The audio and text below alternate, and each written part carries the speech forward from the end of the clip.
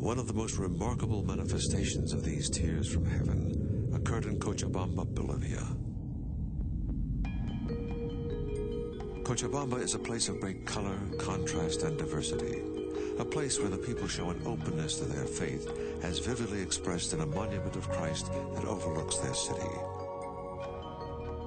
It is here that a statue of Jesus Christ has been reported weeping blood.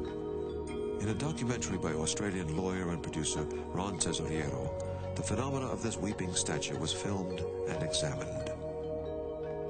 Watch closely in this rare video as a tear begins to well about an inch below the right eye. The tear now moves slowly down the eye and eventually falls. Cochabamba Television ran the story shortly after the lacrimations began. As a reporter, when I first came here, I was skeptical. But I was there for over an hour and a half. And there was no way that anybody ever got close to it. And there was no way that anybody could have poured water or any substance that would have made it look like tears or blood.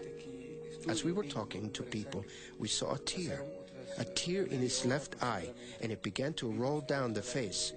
Then I took a small piece of cloth, and after I wiped the tear away, I realized that we actually had a drop of blood, and this cloth shows what I was able to wipe off the face. Professor Ricardo Castañón is a neuropsychophysiologist who specializes in the subject of understanding the brain and human behavior. Over the past 6 years, he has investigated individuals around the world who claim to have apparitions of Christ and the Virgin Mary. His studies also include related mystical phenomena of the stigmata and weeping statues reported in Akita, Japan, in Civitavecchia, Italy, and here in Cochabamba, Bolivia.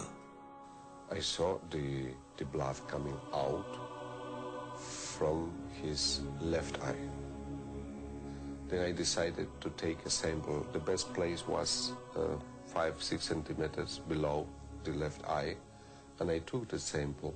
Here we have a cotton with a little bit of blood, but I have taken this sample direct from the eye.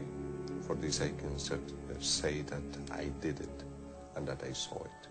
But for me it's not enough to have only the typical analysis type of blood. I would like to have the DNA analysis. After I took the sample, I kept the sample only by myself all the time, and there's no chance that somebody could have touched this one. Professor Castañón decided to have the blood officially tested at a genetic testing laboratory in the United States. He personally handed the samples over for testing so that it could not be said that knowledge of the origin of the sample influenced the outcome of the test. If there's adequate DNA present, we can run it through our PCR-based testing systems and generate a human genetic profile. The laboratory, after a thorough investigation, determined that results showed positively that there was human DNA present in the blood sample submitted. To further validate the lab's findings, another sample was then submitted to an Australian state government forensic laboratory who independently arrived at the same conclusion and thus confirmed the authenticity of the first findings. This was indeed human blood with human DNA present. But for many, this evidence may still not be enough to convince them that these are truly tears from heaven. So the statue was then subjected to a computerized axial tomographical scanner, commonly known as the CAT scan.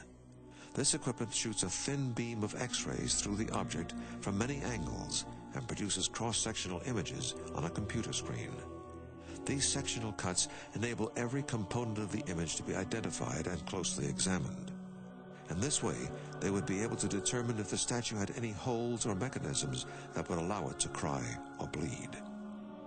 The finding was that the statue was of externally solid plaster containing only an internal void of air. They found no liquids or mechanisms in the statue. Thus, science was once again unable to explain the origin of these incredible tears.